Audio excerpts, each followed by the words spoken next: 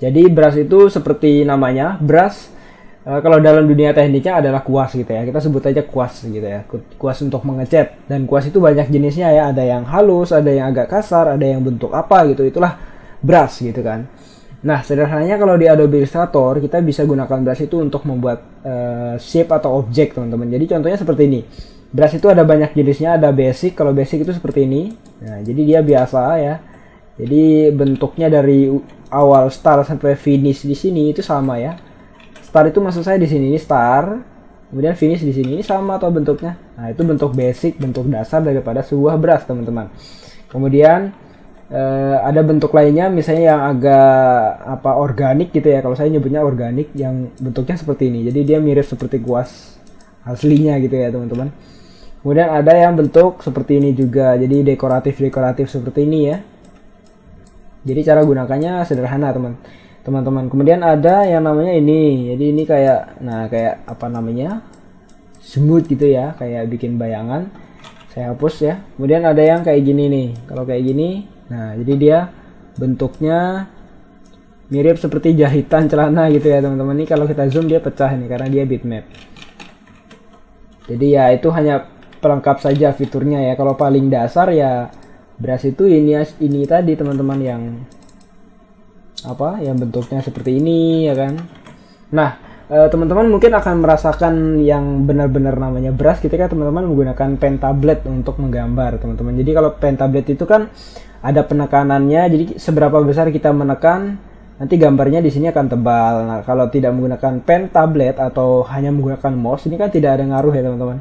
Jadi antara start sama finish itu lebar antara bentuk brushnya itu sama. Ini kalau tidak menggunakan pen tab. Tapi kalau teman-teman menggunakan pen tab, di sini bisa saja lebih tebal, kemudian di ujung ini makin tipis. Nah, kalau tidak menggunakan pen jadi seperti ini dia. Oke, teman-teman. Kemudian untuk brush kita bisa bikin sendiri ya, teman-teman. Misalnya kita kurang suka bulat-bulat ini, saya pinginnya agak tajam-tajam gitu ya. Atau di awalnya bulat, di akhirnya tajam gitu, custom gitu ya. Nah, kita bisa bikin brush sendiri, teman-teman. Caranya menggunakan ini ellipse. Saya bikin bulat ya, saya ganti menjadi fill saja. Kemudian saya seleksi menggunakan direct selection bagian sini, saya geser ke atas.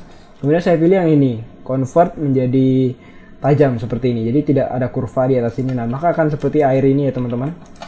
Kemudian mungkin saya perkecil saja sedikit.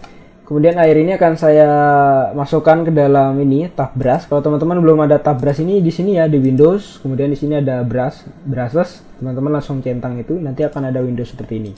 Setelah itu saya seret saja ini, masukkan ke sini. Nanti akan keluar pilihan seperti ini. Teman-teman pilih art brush, kemudian oke. Nah, nanti akan ada settingan lebih detailnya di sini. Untuk direction saya pilih yang ini ya. Jadi startnya di sini, finishnya di sini. Untuk metodenya saya pilih yang tints. Kemudian oke. Nah, untuk mencobanya teman-teman silakan menggunakan brush ya, shortcutnya B.